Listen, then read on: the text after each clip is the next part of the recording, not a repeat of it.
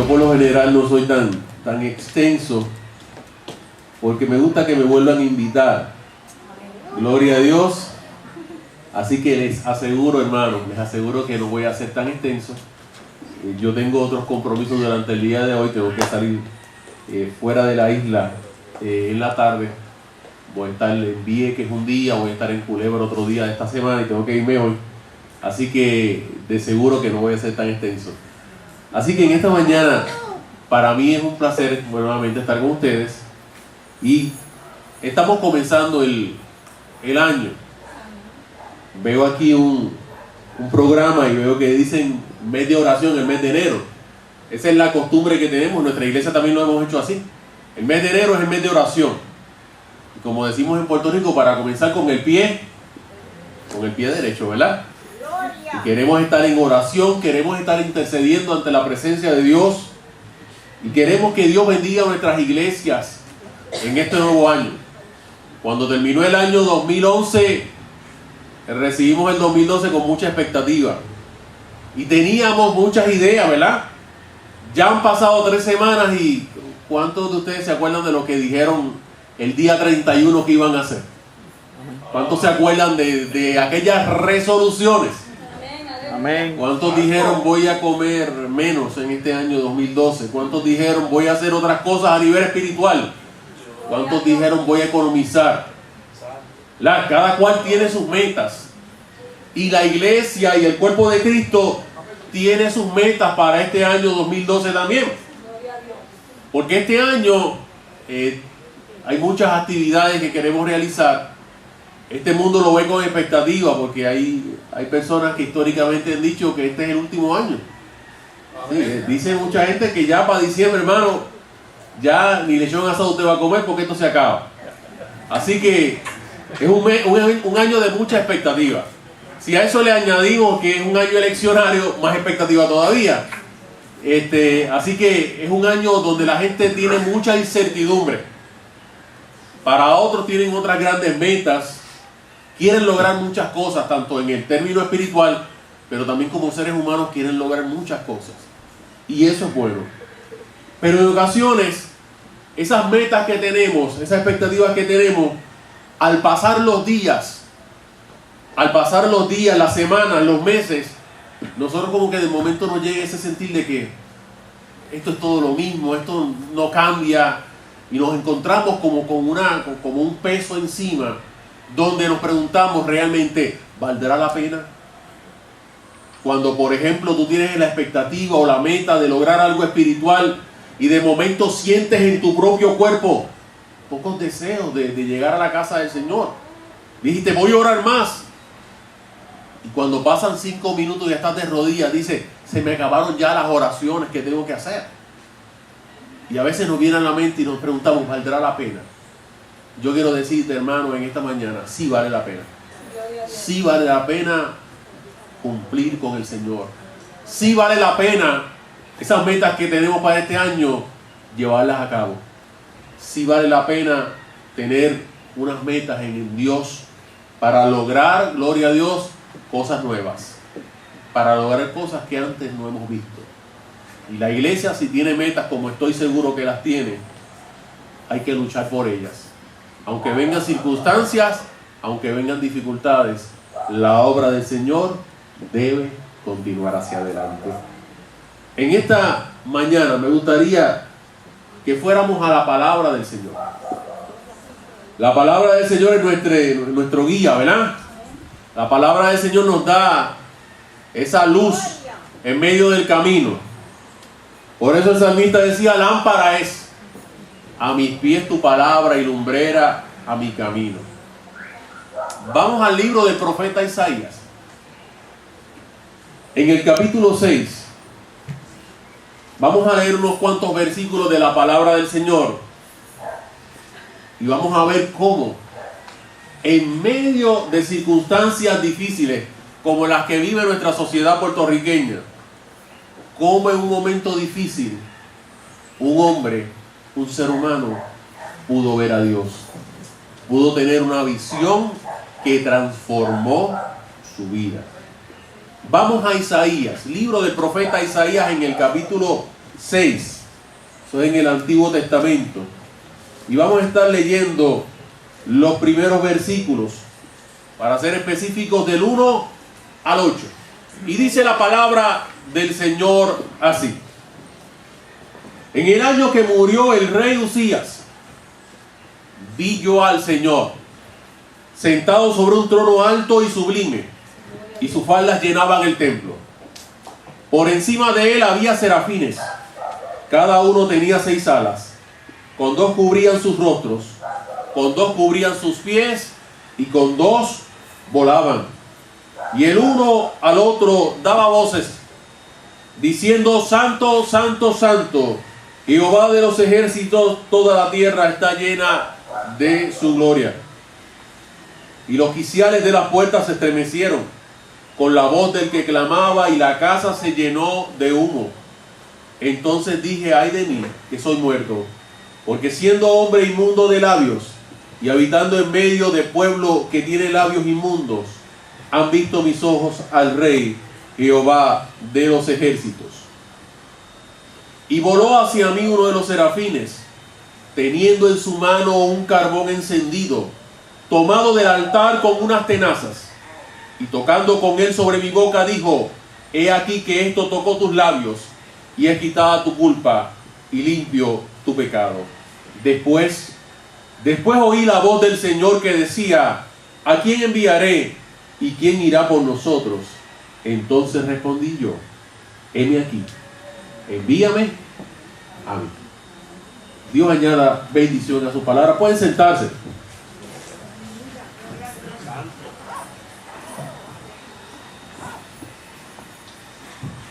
Dile a la persona que está a su lado en esta mañana: en el año 2012, dígaselo,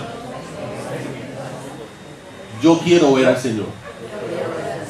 Repíteselo: en el año 2012, yo quiero ver al Señor. ¿Cuántos quieren ver al Señor aquí? Yo quiero verlo, hermano. Yo quiero verlo día tras día, manifestado en mi vida, en la vida de mi familia, en la vida de mi iglesia, en la vida de mi país, en la vida de mi pueblo. Yo quiero ver al Señor. El libro del profeta Isaías es un libro extenso, un libro hermoso, un libro que es conocido como el quinto evangelio. Le llaman el profeta mesiánico por sus muchas referencias que él hace al Mesías, a Jesús. Tiene 66 capítulos. Pudiéramos decir que es una Biblia en un solo libro. ¿Ok? Y es un libro bien interesante.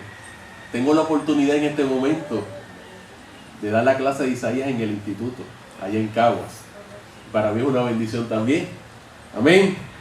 Y si hablamos de Isaías, en el capítulo 6 que leímos, este es el llamado que Dios le hace a ese profeta. Interesantemente, nosotros pudiéramos esperar que la introducción o el llamado al profeta apareciera en ¿qué capítulo? En el primero, ¿verdad? Nosotros pudiéramos decir: ¿por qué no mejor vamos a presentar en el capítulo 1 cuando Dios lo llama? Pero resulta interesante que del capítulo 1 al 5, el profeta Isaías lanza un mensaje de crítica al pueblo. Un mensaje severo acerca de la conducta que este pueblo tenía. Le hace muchas referencias, le dicen: ustedes están apartados del plan de Dios, del propósito de Dios. Y si le añadimos en el capítulo 1, les exhorta al arrepentimiento para volver al plan de Dios, al camino de Dios. De vez en cuando nosotros como seres humanos, como que a veces nos apartamos un poco o nos desviamos de la ruta y tenemos la necesidad de que alguien nos dirija, ¿verdad? En ocasiones en nuestra vida, como que tenemos nuestra brújula media equivocada y necesitamos volver a la ruta correcta. Ya la brújula, ya para los muchachos, eso no les habla de mucho, pero si le hablo de un GPS, usted lo pone en su carro, pone la dirección, usted siente como que usted está más seguro, ¿verdad que sí? Pero de vez en cuando, aún con el GPS, como usted no conoce mucho a esa señora, le dice una dirección y usted dobla por la que es incorrecta, ¿verdad? Y de momento como que el GPS le dice recalculating, ¿verdad? Y le va volviendo al camino de vez en cuando nuestra ruta como que se aparta un poco, Dios tiene que llamarnos a cuál es el camino correcto. ¿Cuántos alaban a Dios en esta mañana? Pero en el capítulo 6 vamos a ver el llamado a este profeta, un llamado en un tiempo difícil, un llamado en un momento de crisis para la nación, un llamado en un momento donde el pueblo se estaba jugando, como diríamos nosotros, la vida, porque estaba amenazado, estaba en un momento difícil. Y comienza ese capítulo 6 hablando y diciendo, en el año que murió el rey Usías. Y para entender qué había pasado ese año o quién fue ese rey Usías, tenemos que ir a la palabra. Busque su Biblia un segundito. Segunda de Crónicas, capítulo 26. Segunda de Crónicas, capítulo 26, habla acerca de Usías, también conocido como Azarías en otros escritos. Y dice la palabra del Señor en el versículo 3 que él tenía 16 años cuando comenzó a reinar y 52 años reinó en Jerusalén. O sea que fue un reinado extenso. 52 años como rey. Se dice que después de Salomón, claro, de David también, se dice que después de Salomón, Usías es posiblemente uno de los reyes más excelentes que tuvo Israel, o en este caso Judá. ¿Ok? O sea, fue un hombre que hizo muchas cosas positivas. Vamos a relatar algunas de acuerdo al verso bíblico. Dice la palabra del Señor, verso 4: hizo lo recto ante los ojos de Jehová. Verso 5: persistió en buscar a Dios en los días de Zacarías, entendido en visiones de Dios. Y en estos días en que buscó a Jehová, él le prosperó. Si usted quiere prosperar en el año 2012, secreto bíblico, busque la dirección de Dios. ¿Cuántos alaban a Dios? La gente dice, yo tengo el éxito para este año. Dios me lo dijo. Voy a hacer lo bueno. Pero no buscan dirección de Dios. Y te dice, ¿pero qué está pasando? Tienes que ir al plan de Dios y al propósito de Dios. Verso 6. Dice que salió a pelear contra sus enemigos, contra los filisteos, y Dios le dio la victoria. Dice, verso 8, los amonitas le llevaron presentes a Usías.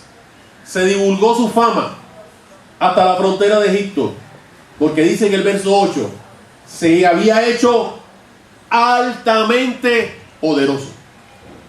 O sea, no era solamente un rey, era un gran rey. No solamente era un gran hombre, era un hombre poderoso. ¿Ok? Y dice la palabra del Señor. Verso 9. Edificó torres en Jerusalén. Verso 10. Edificó torres en el desierto. Abrió cisternas. Tuvo muchos ganados. ¿Ok? Verso 11. Tuvo un ejército de guerreros. Y dice la palabra en el verso 12. El número de jefes de familias valientes y esforzados eran 2.600. Y dice la palabra en el verso 13 de Segunda de Crónicas, capítulo 26. Bajo el mando de esto estaba el ejército de guerra de 307.500 guerreros poderosos. ¿Ok? Así que el hombre tenía un consejo de guerra y un ejército. ¡Wow! ¡Qué poderoso! Lo tenía todo. Dice que preparó para todo el ejército. Mire si era poderoso. Para todo el ejército preparó escudos, lanzas, yelmos, cozoletes, arcos y hondas para tirar piedras. Y dice la palabra en el verso 15. Hizo en Jerusalén máquinas inventadas por ingenieros para que estuviesen en las torres y en los baluartes, para robar saetas y grandes piedras. Y dice la palabra del Señor en ese versículo: y su fama se extendió lejos, porque fue ayudado maravillosamente hasta hacerse poderoso. Esa es la historia de Usías, una historia de éxito como líder. Tú quieres ser un líder exitoso, busca la dirección de Dios. Tú quieres ser un líder exitoso, haz cosas distintas. Usías no hizo lo mismo que hizo los demás, se las inventó con la ayuda de Dios. Tú quieres hacer algo bueno por la iglesia, por la juventud. Si Dios te dirige a hacer cosas distintas, hazlas. Hazlas. Aunque te cueste, tienes que hacerlo. A veces nos acostumbramos a lo mismo. Y esa no es buena señal dentro de la congregación. La congregación debe ir moviéndose, debe ir creciendo, debe ir desarrollándose. ¿Ok? Usías lo hizo cosas distintas y tuvo gran poder. Y dice la palabra del Señor, verso 16, cuando era fuerte, su corazón se enalteció para su ruina, porque se rebeló contra Jehová su Dios, entrando en el templo de Jehová para quemar incienso en el altar de incienso. Se hizo poderoso, se hizo grande, sus enemigos lo respetaban, le traían presentes. Si habían actividades grandes, tenían que invitar al rey. Las demás regiones, por decirlo de esta manera. Era amigo de todo el mundo. En Facebook tenía como 500,000 amigos, hermano. Una cosa terrible. Tuiteaba con Fortuño, con Alejandro y hasta con Obama. Hacía de todo. Que el hombre estaba montado. Pero dice la palabra del Señor que cuando llegó a la cúspide, de allá mismo se cayó. Porque quiso hacer en la casa de Dios lo que le vino en gana. La iglesia, el templo, tiene sus normas. ¿Cuántos lo creen? Tiene sus normas. Y aquí manda el Señor. Y después del Señor manda la pastora, ¿verdad? Bueno, ella fue la que me dijo que yo estuviera aquí. Si ella no me lo dice, yo no llego, yo estuviera en otro lugar. ¿Se da cuenta? Ella fue la que me dijo, Andrés, necesito que tú estés aquí porque voy a estar de vacaciones. Yo espero que la esté disfrutando, que esté gozando. No sé si está en Disney o en algún lugar, pero que esté disfrutando. Amén. Así que Usías entra al templo con el propósito de hacer cosas que a él no le tocaban. Dice la palabra del Señor que entró al templo para quemar incienso. Ya habían indicios en la palabra del Señor, muy antiguos, de a quién le correspondía quemar incienso. Eso le correspondía a los sacerdotes. Usías era rey, era gran rey, era poderoso rey, pero no era sacerdote. ¿Ok? Usted puede ser gran líder dentro de la iglesia, pero usted no es pastor. Aquí hay una pastora. ¿Se da cuenta? Aquí hay un cuerpo de diáconos, aquí hay un cuerpo de presidentes, de líderes de ministerios, y cada cual debe asumir su responsabilidad. Amén, y si a usted no le toca eso, pues como decimos en el campo, pues no se meta. ¿Se da cuenta? Recuerdo hace muchos años, yo tuve un vecino que era jefe o manager de un equipo de béisbol y me dijo, vente conmigo, yo quiero que tú juegues béisbol conmigo. Yo no tenía este cuerpo, hermano, créalo por fe. Yo era bien delgado. Y yo era pitcher y recuerdo que en un momento dado me iban a poner a lanzar. Y viene uno de los muchachos y me dice, Andrés, yo quiero que tú calientes el brazo. Y mira, hermano, él nunca había sido catcher. Nunca. Él jugaba primera base, él jugaba en el center field. Y se fue yo me comencé a lanzarle. Y recuerdo que él no tenía casco, no tenía nada. Hermano, he tirado la bola y le he pegado de strike, pero en la nariz. Y comienza a botar sangre y sangre. Él llamó hasta la ambulancia, a emergencias médicas. Aquello se formó un revolú. Y recuerdo cuando su padre lo mira, él sangrando por la nariz. La única palabra que su padre le dijo, ¿quién te dijo a ti que tú eras catcher? Esas fueron las únicas palabras del padre. ¿Quién te dijo a ti que tú eras catcher? Con eso lo dejó. En otras palabras, Usías, ¿quién te dijo a ti que tú eres sacerdote? La palabra del Señor dice que cuando entró Usías, detrás de él entró el jefe de los sacerdotes junto a 80 sacerdotes. Entró un regimiento de líderes para decirle a Usías, papito, mira, eso no se hace. Estás en mal camino, hay que obedecer. Se pusieron contra el rey Usías, le dijeron, no te corresponde a ti, Usías, el quemar incienso. Y le dice, sal del santuario, porque has prevaricado, y no te será para gloria delante de Dios. Y dice la palabra del Señor, que Usías, teniendo en la mano un incensario para ofrecer incienso, se llenó de ira, le dio coraje, se puso, hermano, en la carne. Que aquel estaba, mire, hermano, y dice la palabra del Señor que en medio de esa ira la lepra le brotó de la misma frente, para que todo el mundo lo viera.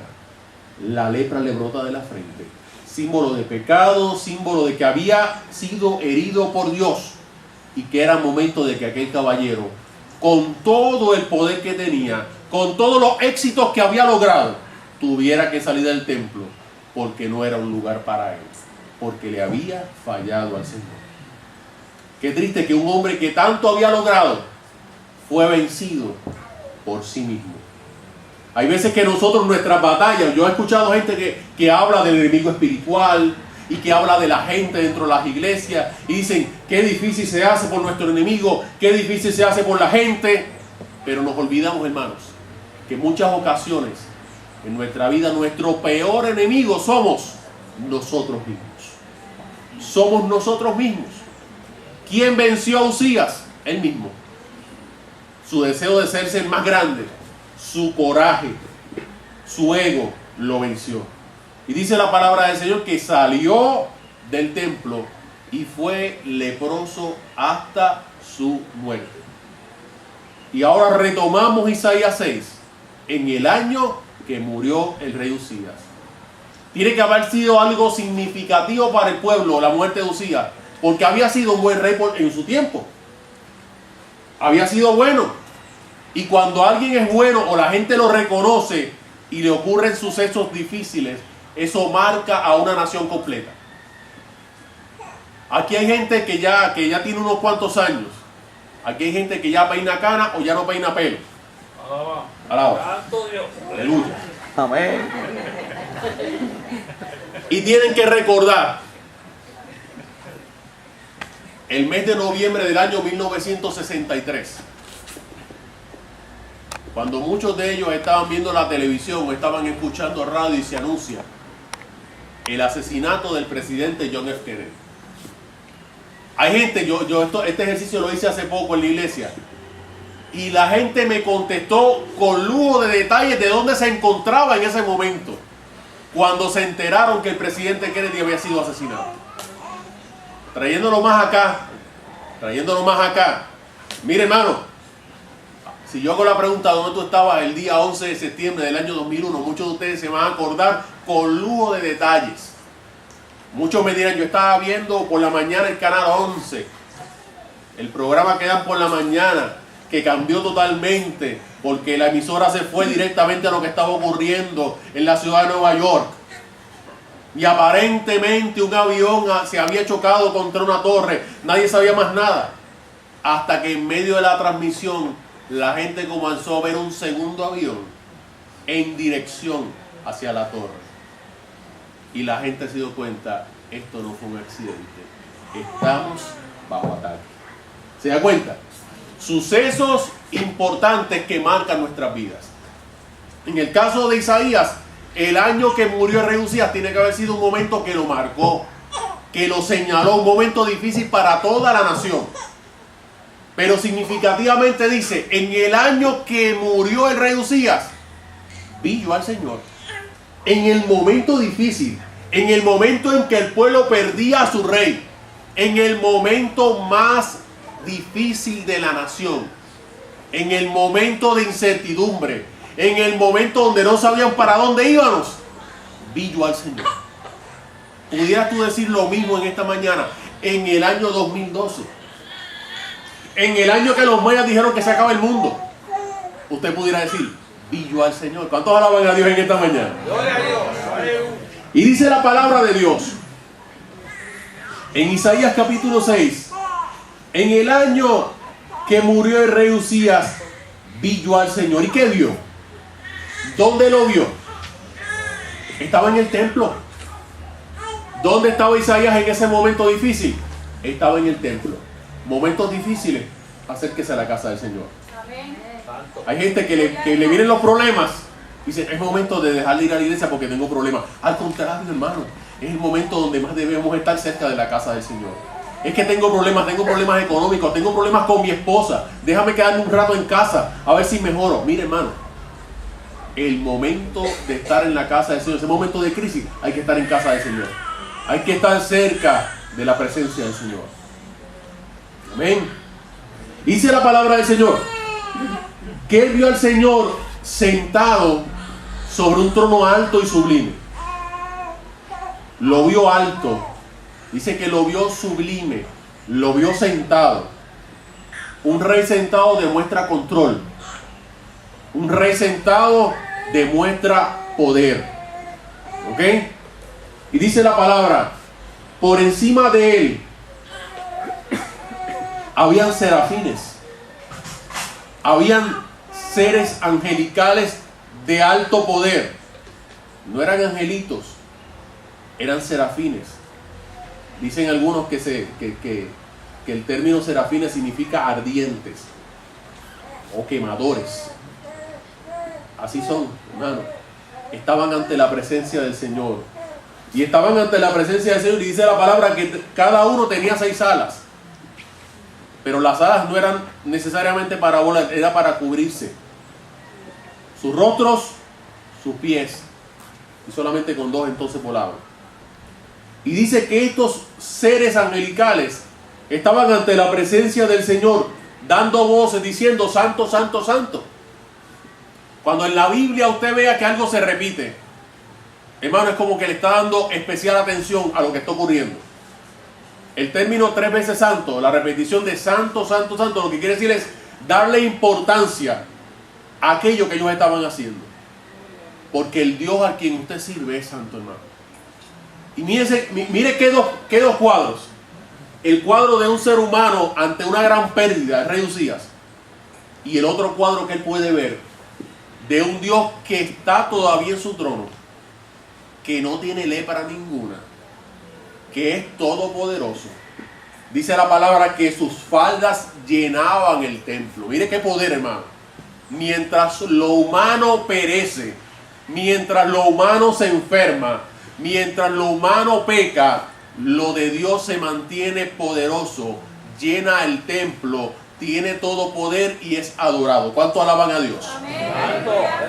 Mientras nuestras vidas se consumen en medio de las crisis, mientras nuestras vidas pasan situaciones difíciles, mientras nos enfermamos, nos sube la presión, nos da diabetes, tenemos ciertas condiciones, Dios sigue estando en su trono, alto, sublime, y sus faldas llenan no solamente el templo, llenan el universo entero. ¿Cuánto alaban a Dios? ¿Cuánto pueden decir gracias, Señor? Porque en medio de mis circunstancias tú sigues siendo poderoso. Amén. En medio de la posible escasez tú sigues siendo el Dios que tienes todo el universo en tus manos. En medio de mis pérdidas, de mis situaciones, Dios sigue estando en su trono. Y dice la palabra del Señor, y los quiciales de las puertas se estremecieron con la voz del que clamaba, y la casa se llenó de humo. Hubo otros momentos donde la casa del Señor se llenó de humo, como en el momento de la dedicación, que ni siquiera los sacerdotes podían ministrar porque la presencia del Señor era tan poderosa, hermanos, que los seres humanos no tenían que hacer nada, era Dios el que lo hacía. Qué bueno sería que nuestro tiempo fuera así, hermano. Ahora vemos demasiado intervención del ser humano y poca participación del Espíritu de Dios. Y no podemos olvidar que dentro de los planes que nosotros podemos tener, necesitamos contar primeramente con la dirección de Dios. ¿Cuántos pueden alabar a Dios? Recuerdo hace unos años conocí a un pastor de jóvenes. Muchos de ustedes lo tienen que haber visto. Estaba de visita en la iglesia del pastor Nino allá en Orlando. Y le dieron una parte al pastor Gaby Mejías. Y recuerdo cuando Gaby hablaba de su experiencia cuando él llegó a esa iglesia. Él dice que él fue reclutado, él viene del norte, del área de Nueva York, New Jersey. Él fue reclutado para ser pastor de jóvenes, y cuando le dicen, vas a estar en Orlando como pastor de jóvenes, dice que su mente comenzó a moverse, y en lo que pensó fue en los parques de diversión. Pensó en Disney, en Epcot, pensó en todos los parques que tiene el área de Orlando y el área de Tampa, y dijo, wow, yo tengo que luchar con todo eso. Tengo que luchar contra Mickey Mouse. Tengo que luchar contra Chamú y cuanta cosa. Y pensó en tantas circunstancias o tanto entretenimiento que tiene la ciudad. Pero él cuenta que estando en oración se dio cuenta que el Dios que había estado con él en el norte era el mismo Dios a quien él tenía que servir allá en Orlando. Y que tenía que contar con el Señor aun cuando estuviera allá en Orlando como pastor. Porque es el mismo Dios. No es hacer nuevos planes, es seguir contando con la presencia del Señor. ¿Se da cuenta? Así que Dios estaba manifestando de una manera poderosa. Y dice la palabra de Dios que aquel lugar se llenó de una presencia terrible. Fue tan terrible que Isaías creyó que se iba a morir. Aquel dijo, bueno, este es mi último día, aquí me voy yo porque no hay quien vea a Dios y viva. Eso es lo que decía el Antiguo Testamento. Así que él dijo, ay de mí que soy muerto, aquí estiro la pata, como dice el puertorriqueño. Hermano, cuando alguien se encuentra verdaderamente con la presencia del Señor, la humanidad queda bien pequeña ante Dios. Le voy a dar otro ejemplo. Vamos a Apocalipsis un segundito. Apocalipsis capítulo 1. Vamos a ver cómo reaccionó Juan, aquel que había estado con Cristo, aquel que se le recostó del pecho, aquel que había estado con el Señor en muchas ocasiones. Dice la palabra del Señor en Apocalipsis, capítulo 1, verso 17.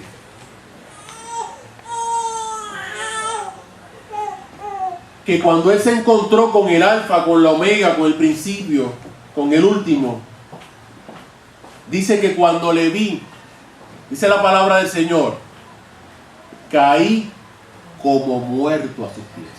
Mire qué reacción. Se encontró con la presencia del Señor y cayó ante los pies del Señor. Cayó muerto. Se desmayó. Le subió la presión. Le dio un 5. Algo le dio. El asunto es que cayó ante la presencia del Señor. Hermano, hay veces que yo veo gente que dice, no, yo me encontré con Dios y comencé a hablar con Él como si estuvieran hablando de que se encontraron con alguien en la calle, saliendo de la panadería con una libre de pan y comenzaron a hablar con la persona. Hermano, cuando usted se encuentra con Dios, usted se da cuenta de lo pequeño que es usted y de lo grande que es Dios. Cuando usted se encuentra con Dios como reacción, yo creo que su nivel de humildad tiene que aumentar. Hay veces que yo veo gente que dice que se encontraron con Dios y ahora son más orgullosos que antes.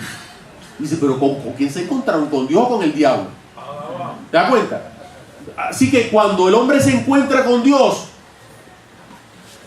primero miró para arriba, vio al Señor. Segundo, se da cuenta de su propia imperfección. Mire, hermano, Dios mismo hablaba de Job. ¿Se acuerdan de Job? Y Dios daba testimonio del buen hombre que era Job. Pero casi al final de ese libro, Job dice, de oídas te había oído, pero ahora, más ahora, mis ojos te ven. ¿Se da cuenta? Y fíjense cómo él pudo ver a Dios en medio de las circunstancias difíciles, en medio de las pérdidas, en medio de la pobreza. Sí, porque ahora el mensaje del evangelio es un mensaje solamente para ricos. Miren, más nosotros que a veces que le demos a cada santo una vela, alaba. Y a veces también tenemos nuestros momentos de dificultad, nuestros momentos difíciles.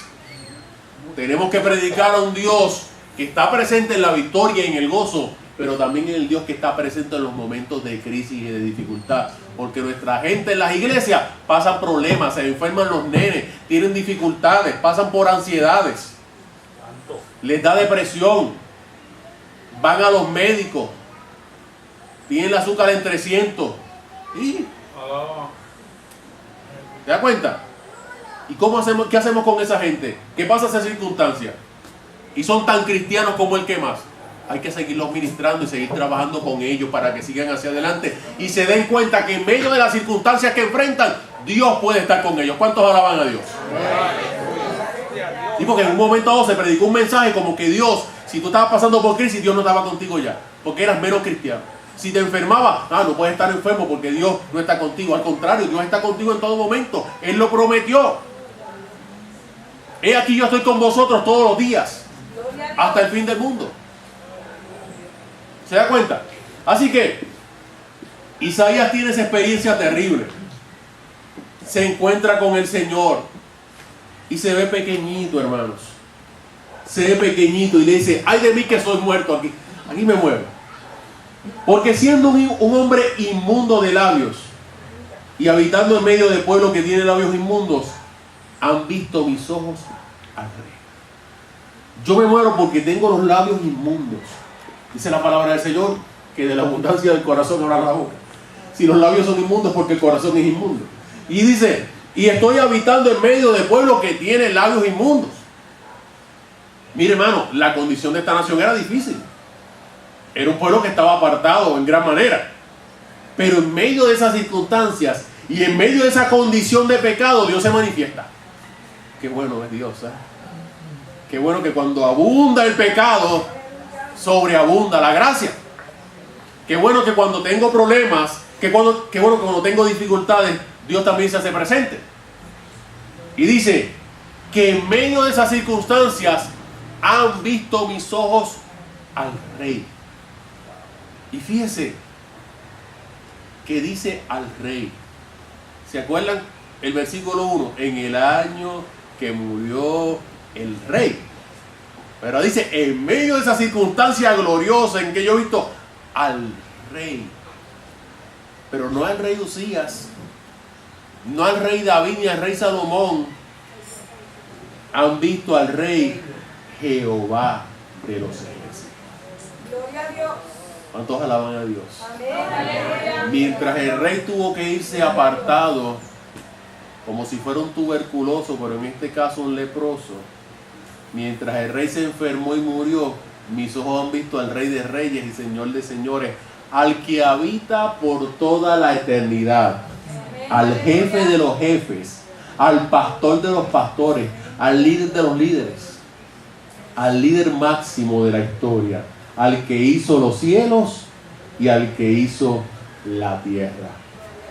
Hay gente que dice, utilizando un versículo bíblico, que lo que vio Isaías en ese momento fue al Señor Jesús antes de que estuviera encarnado.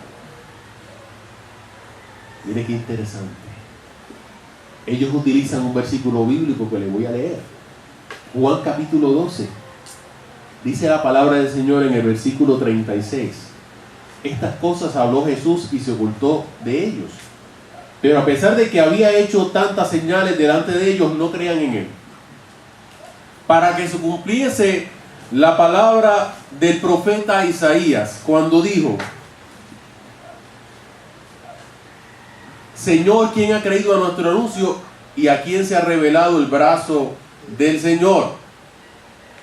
Por esto no podían creer, porque también dijo Isaías: cegó los ojos de ellos y endureció su corazón para que no vean con los ojos y entiendan con el corazón y se conviertan y yo los sane.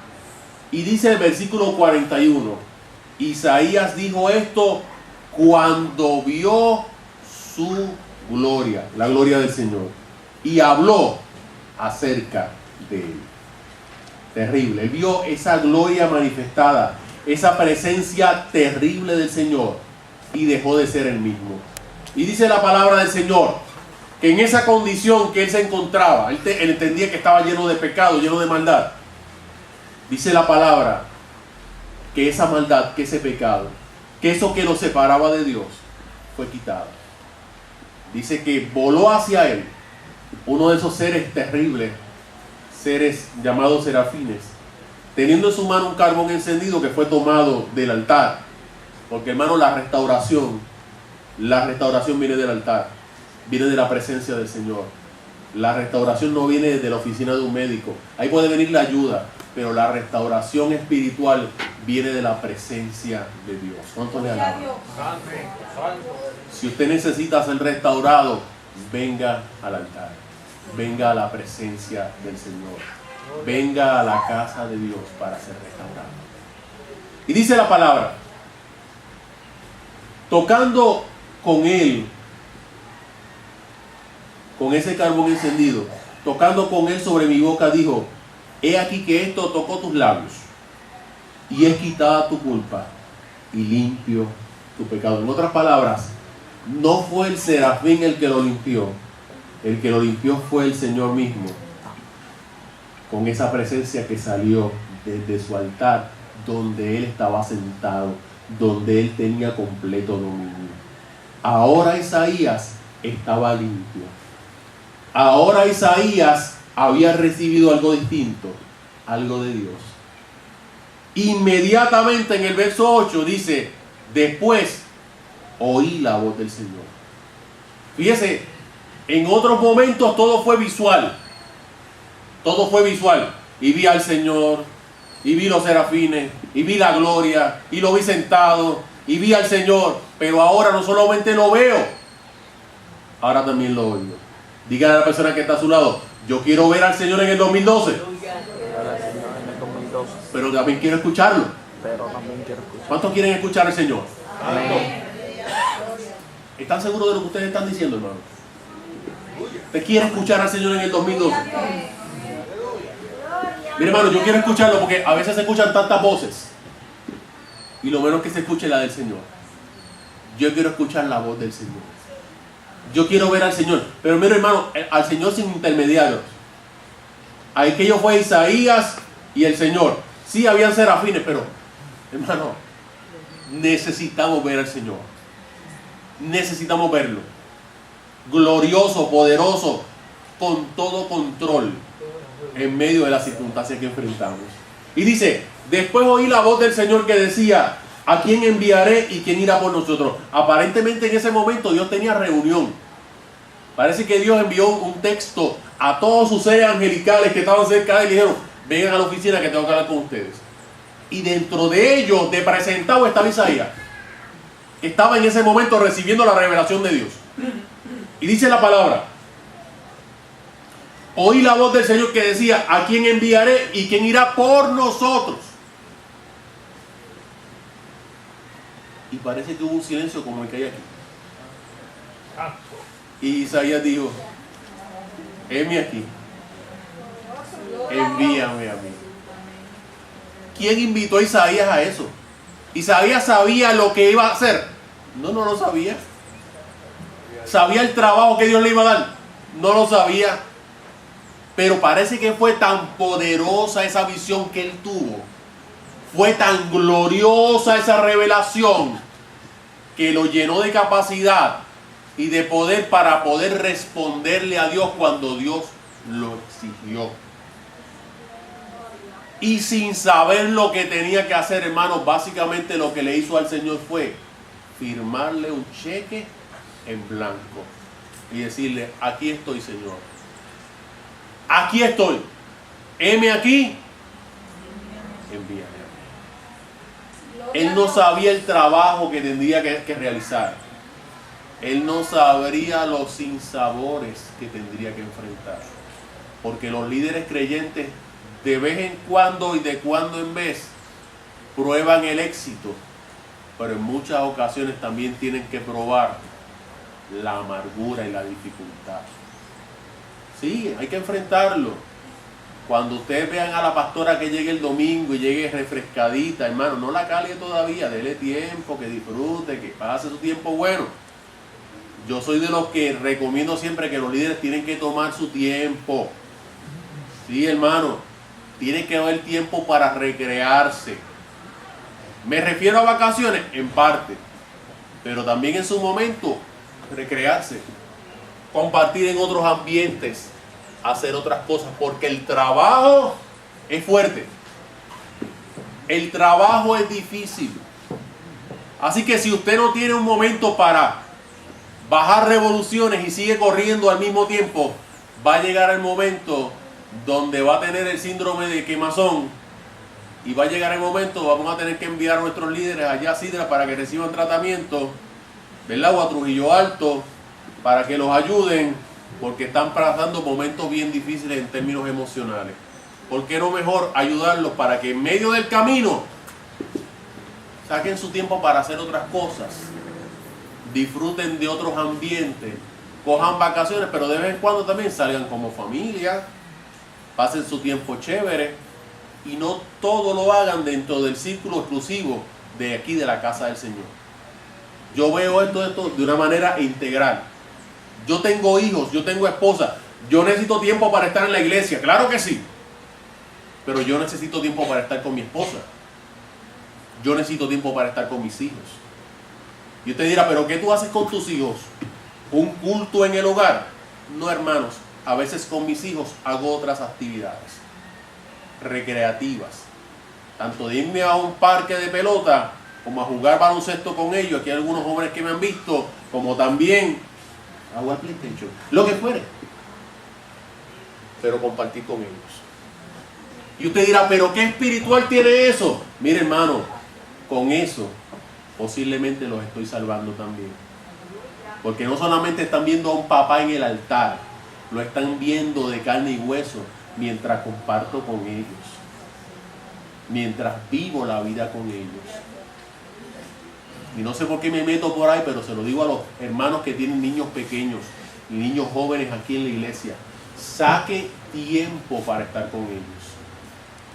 ¿Ok? Dedíquele tiempo a su familia, dedíquele tiempo a su esposa, dedíquele tiempo a sus hijos. Y usted dirá, pero es que tengo tanto trabajo que no le puedo dedicar tiempo. Hermano, si usted tiene tanto trabajo que no le puede dedicar tiempo a su esposa, a sus hijos, evalúe su tiempo. Evalúe su tiempo. Porque usted tiene una gran responsabilidad ante Dios, primeramente con los de su casa. ¿Se da cuenta? Usted tiene que responder por ellos también. Debe sacar tiempo para estar con su familia. Debe sacar tiempo para estar con sus hijos. Debe sacar tiempo para compartir en diferentes actividades con ellos. ¿Ok?